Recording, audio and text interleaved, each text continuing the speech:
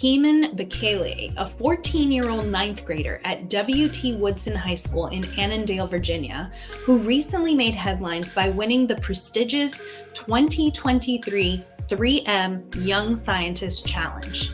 This competition, organized by 3M and Discovery Education, celebrates the ingenuity of middle school students across the nation.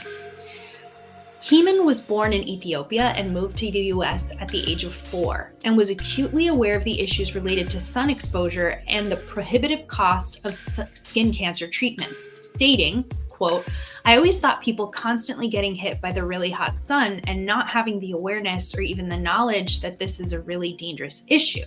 So then when they did get diagnosed with skin cancer from all of that exposure, they weren't able to afford any sort of treatment.